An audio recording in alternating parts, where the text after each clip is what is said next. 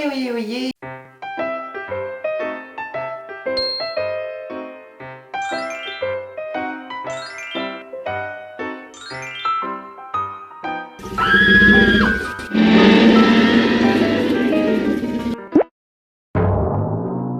J'espère que ça guette ce moussaillon. Aujourd'hui, on se retrouve dans le bilan du mois d'août. Et j'ai cru qu'il ne sortirait jamais. Non, parce que entre tu filmes la vidéo, mais tu ne sais pas faire ta mise au point, tu es super flou. Et entre, ouais, mais en fait, le temps il tourne et tu ne le vois pas passer. Bon, je me suis demandé si cette vidéo verrait le jour. Mais nous voilà, nous voilà. Pour commencer ce bilan, je vais commencer avec tout ce que j'ai pu voir durant ce mois-ci. J'ai eu la chance d'aller chez un proche qui a Netflix et du coup de profiter de Netflix. Alors j'ai pas été chez la personne juste pour Netflix, je tiens à préciser, mais j'en ai profité tant qu'à être en vacances chez la personne, autant regarder un petit peu Netflix. Je voulais à la base regarder un reportage sur la fast fashion dont il m'avait entendu parler qu'il était sur Netflix et en fait pas du tout. Et je me suis dit, ben, je vais regarder s'il n'y a pas des reportages sur le minimalisme parce qu'en ce moment ça m'intéresse. Et j'entends beaucoup de gens parler de reportages sur le minimalisme, donc je me dis bah, pourquoi pas regarder, sachant que j'ai déjà vu pas mal de vidéos sur le sujet sur YouTube, mais je me suis dit pourquoi pas aller regarder sur Netflix. Je suis tombée sur le reportage c'est comment, j'essaie de retrouver le nom, The Minimalist Less is Now, où en gros, de ce que j'ai compris, c'est la suite d'un autre reportage, enfin c'est pas un reportage, c'est plus un documentaire. C'est la suite en fait d'un autre documentaire qui est tiré d'un livre de deux Américains qui se sont lancés dans le minimalisme et qui parlent de leur parcours et qui parlent de plein de choses. Le problème c'est que normalement le premier était aussi sur Netflix mais n'est plus disponible. Alors je sais pas si c'est des exclusivités Netflix, que d'habitude ce qui exclut Netflix ça reste sur Netflix, mais parfois bah apparemment non. Ou si c'est un truc qui n'a rien à voir avec Netflix mais que Netflix diffusait. En tout cas, j'ai pas pu voir cette première partie, mais j'ai vu cette deuxième partie qui était assez intéressante, qui parlait en fait, c'était assez bizarre parce qu'on sentait que c'était une sorte de récapitulatif en fait un petit peu de leur vie, où ils expliquaient comment, pourquoi ils sont devenus minimalistes, le rapport aux gens, aux objets, à la consommation.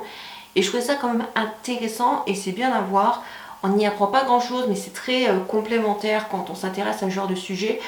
Donc si tu peux voir ce genre de reportage et regarder, bah, pourquoi pas. Je ne sais plus le nom des deux personnes qui étaient dans le documentaire. Mais je dis reportage tout à l'heure, mais c'est documentaire. Hein. Je vais m'emmêler les pédales avec documentaire et reportage. Néanmoins, c'est très intéressant. Et si tu ne connais pas, et ben, j'essaierai de te le mettre en barre d'infos, le nom des personnes. Ils ont écrit un livre, je ne sais pas s'il est dispo en français par contre. Mais je me dis que ça peut être très intéressant si jamais ça t'intéresse. Jette un petit œil en barre d'infos, il est possible qu'il y ait des informations. Deuxième chose que j'ai regardé en rapport avec les minimalistes, c'est l'émission La magie du rangement de Marie Kondo. Alors Marie Kondo, si tu suis un petit peu mes bilans, tu sais que j'avais acheté le livre, j'avais commencé à le lire et j'avais pas du tout aimé. Je sais pas si c'est parce que c'est mal écrit, si c'est parce que son truc de se dire les meubles me parlent. Un jour, j'ai vu une serviette me dire et je savais qu'il fallait que je range. Non, tu vois ça, je vais dire ok, non, là c'est un petit peu trop perché pour moi. Et pourtant je suis très tolérante et j'accepte beaucoup de choses et je suis pas du genre à critiquer, mais c'était, je trouvais un petit peu trop pour moi. Néanmoins, je ne critique pas la personne, je respecte ce qu'elle fait, je sais qu'elle a aidé beaucoup de personnes. On le voit notamment dans cette émission. C'était la saison 1 d'ailleurs, je crois que c'était la saison 1, je ne sais pas s'il y aura d'autres saisons de prévues ou s'il y a d'autres trucs de prévus, mais en tout cas c'était très intéressant dans le sens où elle va aider des familles, des personnes à désencombrer et à ranger chez eux.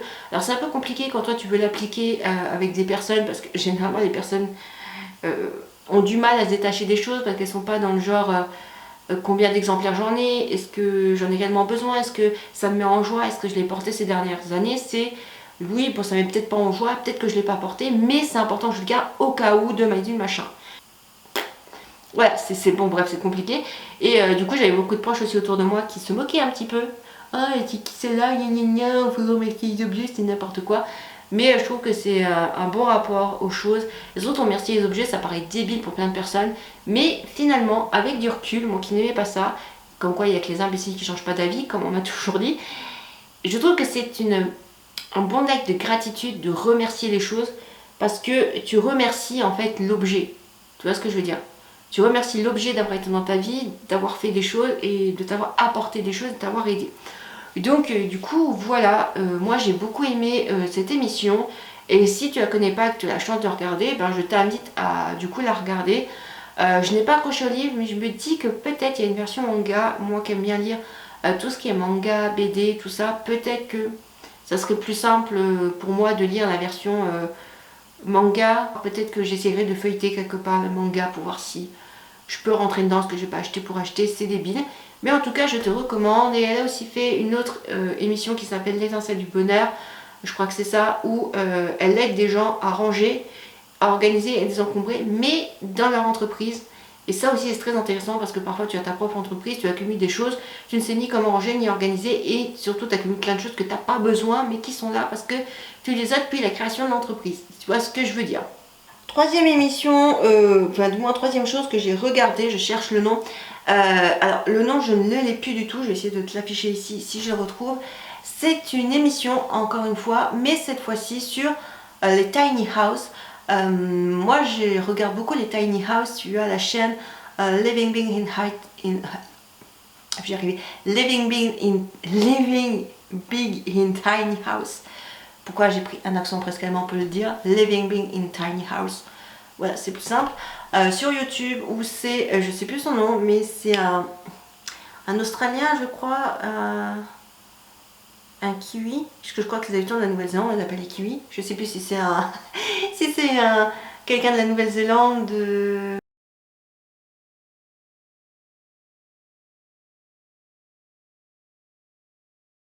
C'est quelqu'un qui a créé son émission sur YouTube et qui en gros va rencontrer des gens pour qu'ils présentent et parlent de leur tiny house, pourquoi c'est tiny house, pourquoi cette esthétique là, pourquoi cette taille là, pourquoi cet aménagement là, quelle est la particularité, pourquoi genre vous avez rajouté un truc, d'accord, c'est parce que vous avez une entreprise, bref. J'aime beaucoup et là du coup c'est une émission où c'est des gens qui construisent des tiny house pour aider des gens qui veulent passer d'un logement classique à une tiny house. Et bien souvent les gens se retrouvent avec des grosses problématiques parce que, enfin les gars de l'émission se retrouvent avec des grosses problématiques parce que les gens, bah, en fait, ils passent de grandes maisons, de grands appartements, de vie très maximalistes et très matérialistes à des trucs très petits où il n'y a pas la place, genre par exemple un musicien, je crois qu'il était musicien, bref, un gars qui fait de la musique, qui en compose, qui voulait absolument un piano à queue dans son tiny house. J'ai déjà vu des pianos dans des tiny house, mais c'était pas des pianos à queue. Là, un piano à queue, c'est quand même exceptionnel. Je crois d'ailleurs, bah, ils ont dit que c'était la première fois. Je sais pas si c'est officiellement la première fois, mais en tout cas, chez eux, ça devait être la première fois. Enfin, dans ce qu'ils faisaient, dans leur clientèle, tout ça. C'est assez intéressant. Après, bien sûr, il faut s'intéresser au tiny house. Je sais que tout le monde n'est pas forcément adepte de ça. Il n'aime pas ça. Moi, clairement, j'adore ça. Et si je pouvais vivre dans une tiny house, je vivrais dans une tiny house, mais il faudrait que je sois seule avec mon chat. Parce que clairement, je pense pas que grand monde me suivrait dans une tiny house. Et puis, comme j'aime bien séparer et avoir genre la chambre pour vraiment me déconnecter dans la chambre pendant que quelqu'un est dans le salon et le bureau pour travailler, ben du coup, je pense que j'aurais un petit peu du mal niveau intimité. Mais c'est quelque chose qui me passionne beaucoup. Et cette émission, j'ai vu que le début, j'ai pas pu voir en entier parce que pareil, j'étais avec des proches, donc forcément, j'avais pas regardé que ça et leur imposer ce que je regardais. Mais c'était très intéressant. J'ai regardé aussi une autre émission. J'étais très émission, mais ça se regardait rapidement et facilement. Et ça me faisait du bien. Des fois, tu as juste besoin de poser ta tête et te détendre. Il s'agit de Chaque chose à sa place avec Claire et Johanna. C'était la saison 2. Je suis tombée dessus par hasard. Hein, donc j'ai pas pu voir la saison 1 qui n'était plus dispo. En gros, ce sont deux nanas, mères de famille, qui sont les reines du rangement et de l'organisation. C'est ce truc à l'américaine. Je les vois tout ranger dans des boîtes. Tout mettre un à un là, comme ça sur les TikTok et tout. Tu vois ce genre de truc, ben, en fait ce sont les reines de ça. En gros, elles aident les gens à organiser des endroits chez eux. Alors pas toute leur maison, pas tout leur chez eux. Tiens, le cellier c'est le bordel. Qu'est-ce que je peux faire pour ranger et organiser le cellier? Bah, clairement tu peux faire beaucoup de choses et donc du coup en fait elles les aident pas, c'est qu'elles font à leur place, elles rangent, elles s'organisent à leur place. Waouh, et t'es là genre ah ouais, genre c'est genre un soulagement parce que t'as pas à le faire. Mais toi, tu sais très bien que si tu le fais, ça sera à toi de le faire, donc ça te donne des idées. Je trouvais ça très intéressant. Après, c'est vraiment comme avec Marie Kondo, des émissions très à l'américaine sur le jeu, genre oh my goodness, oh it's incredible, oh I don't believe it. Ouais, bon, tu vois un peu le genre. Et tu as aussi ce côté très... I touch that, it's fine. Ouais, voilà. Tu dis, ouais, c'est bon, calme-toi, hein, ça va aller. Mais en tout cas, j'ai bien aimé. Bon, ça se laisse regarder. Et ils ont été, je sais plus quelle actrice, c'est celle qui joue dans le film À tout jamais, qui joue le rôle de Cendrillon. L'actrice très connue, elle a eu son propre show et elle les a appelés pour organiser en fait la cuisine. Donc je trouve ça vachement cool et comme émission, ça se laisse regarder et franchement c'est sympa et ça donne plein de conseils, de trucs, astuces de rangement. Le petit reproche que j'aurais à faire, c'est que c'est deux mères de famille qui font ça, qui rangent. Donc tu as l'impression que c'est jamais le mari qui s'occupe de ça, c'est toujours elle qui s'occupe de ça, elles en ont monté une entreprise. Et donc ça transforme le rangement et l'organisation en un truc 100% féminin. Elles ont que des femmes dans leur équipe, sauf pour faire des trous dans les murs, c'est des hommes. Donc voilà, je trouve que c'est très genré parce que, je veux dire, une femme peut faire un trou dans un mur autant qu'un homme. Pourquoi forcément avoir embauché des hommes pour faire des trous? Si à la limite vous voulez être une équipe que de filles et faire les girl boss, et ben embaucher que des filles et des filles qui fassent des trous. Et en limite on pourrait comprendre ce côté girl power. Mais là, j'ai un peu du mal avec ce côté-là, de tout ramener en fait aux femmes, que c'est rangement c'est féminin, que les trous, faire des trous dans le mur c'est masculin, que faut ranger comme ci, comme ça, comme c'est... Enfin bref, ça me gave un petit peu, mais bon, c'est comme ça. Donc voilà pour tout ce que j'ai regardé. Ensuite nous allons passer à quelques petits achats que j'ai fait. Oui, ceci est une sorte de guitare toute petite. Donc je pense que tu te doutes bien qu'il s'agit d'un ukulélé. Je voulais faire un cadeau d'anniversaire de moi à moi et j'aime bien offrir quelque chose qui me fait du bien. Et du coup, je me suis offert un ukulélé. Alors, t'es pas toujours obligé de te faire un cadeau de toi à toi pour ton anniversaire ou pour Noël et surtout, t'es pas obligé de te faire un cadeau matériel. Moi, je suis très musicothérapie en ce moment et j'ai besoin de tâtonner sur des instruments. Donc, je me suis dit qu'un ukulélé, ça serait parfait. Pour information, là où je l'ai acheté sur Amazon, j'essaierai de te mettre le lien en barre d'infos si je le retrouve. Simplement parce que la guitare est arrivée sans housse, enfin le ukulélé est arrivé sans housse et mon ukulélé vient du site Thomann. J'essaierai également de te mettre un lien en barre d'infos également si je le retrouve. Le ukulélé se présente comme ceci. Et comment te dire que je suis hyper fan. Alors il n'a pas un son exceptionnel, mais j'avais lu que dans les avis c'était les cordes. Après je ne suis pas une pro, donc je sais juste que je ne sais pas forcément jouer.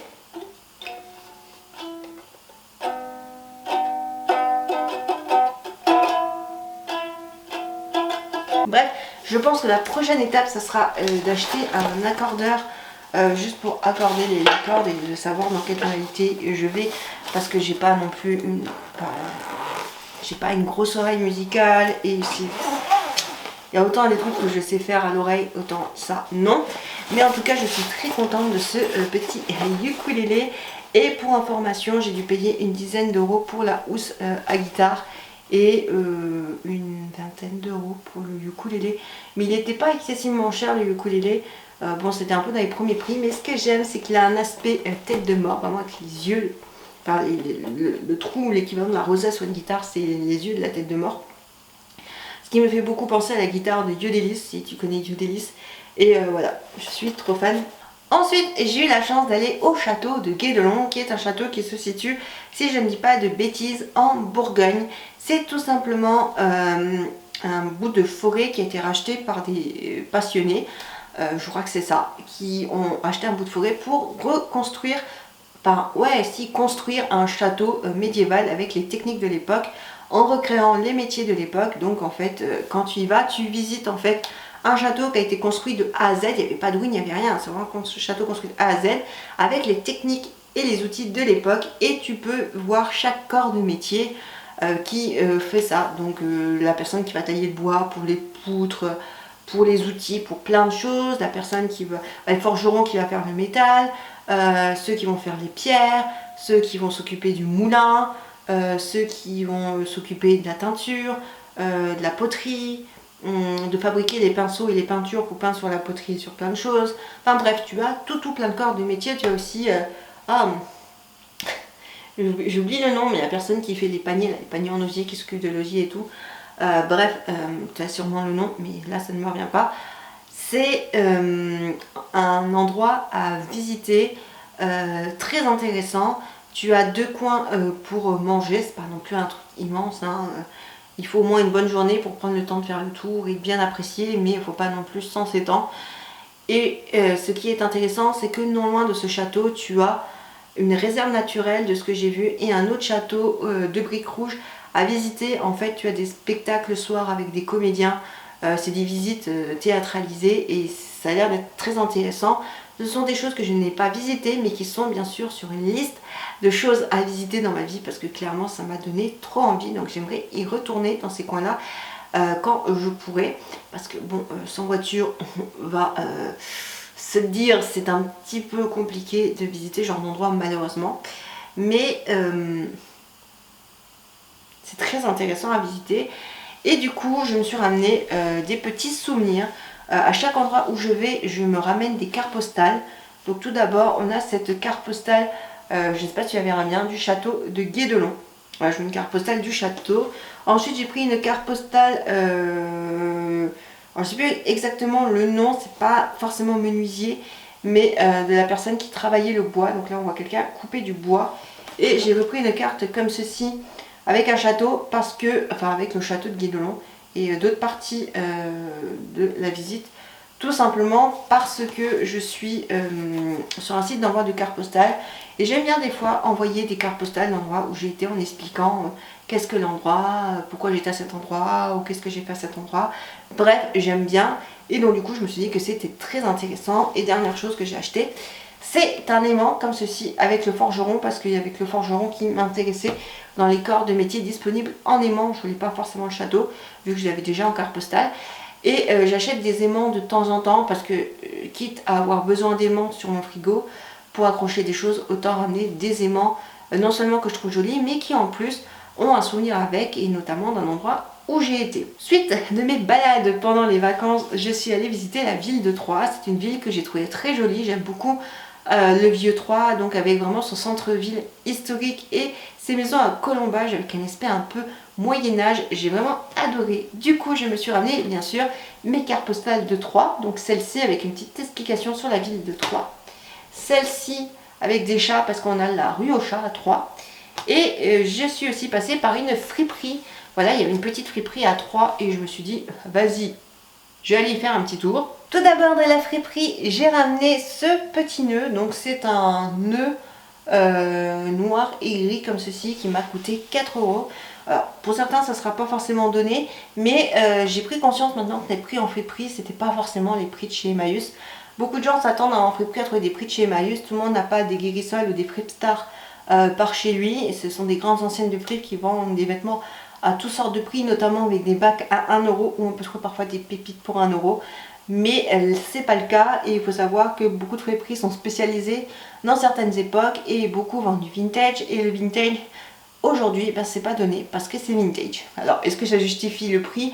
J'en sais rien, mais en tout cas je l'ai payé 4 euros. Je ne sais pas si c'est vintage, mais c'est pas excessif non plus. Ma maman m'a offert ce petit bracelet pour 3-4 euros également. Donc je sais pas si on dit un bracelet jonc, mais c'est les bracelets un peu en matière plastique comme ça qu'il y avait beaucoup à l'époque, très années 40, 50, 60, même peut-être, je sais pas, 70 peut-être. Enfin, ça s'est porté je pense dans plein de décennies, mais moi j'ai toujours cette référence 40, 50, 60 au niveau référence d'époque pour ce type de bracelet. Il est kaki, je le trouve très joli, j'adore les bracelets comme ceci, je l'avais vu et voyant que j'ai vu ce bracelet, elle m'a dit ah vas-y, t'as vu un petit bracelet, il n'est pas trop cher, je te le prends. Moi je me suis acheté en plus des cartes postales, alors je sais pas vraiment si elles sont vintage, je pense que c'est des reproductions, mais je les trouvais jolies. Tout d'abord j'ai craqué sur cette carte postale Packers Star Soap. Donc en fait c'est façon affiche pub pour du savon, mais vraiment on est dans les vibes un petit peu art déco. J'ai trouvé sympa, soit pour encadrer, mettre en déco, soit pour envoyer sur le site d'envoi de cartes postales. Ensuite j'ai trouvé celle-ci, c'est pas vraiment une carte postale parce que tu vois qu'au verso il y a un motif de serpent comme ceci, mais en gros c'est une pin-up sur le mât d'un bateau avec un pot de peinture. Donc je pense qu'elle est en train de faire de la peinture, et son petit chapeau de marin. Alors les pin-up c'est très sexualisé parce que la pin-up je crois que de base c'est ça, c'est un côté très sexualisé de la femme. Il y avait des choses j'avais un peu du mal parce que c'était vraiment des femmes très dénudées en lingerie sexy et tout. C'est moins mon délire, mais je trouvais sympa vu que j'aime bien tout ce qui fait un petit peu pin-up. Donc voilà, et toujours dans les pin j'ai pris celle-ci en bas. Oui, on voit ses bas. Voilà, la jupe est exprès remontée pour bien qu'on voie ses bas, hein, clairement. Et elle est en train de régler l'antenne télé de sa maison. Enfin, en tout cas, l'antenne du toit de sa maison. Je suppose que c'est sa maison, hein. Après, si elle veut faire ça chez les voisins, elle fait ce qu'elle veut, hein. Mais bon, voilà. Que j'aime beaucoup. Sur ce, j'espère que ce bilan t'aura plu. Nous, on se dit à bientôt dans une prochaine vidéo. En attendant, éclate-toi bien, profite bien de la vie. Bye. Et tu le vois pas, mais mon chat aussi, hein. Je te dis bye.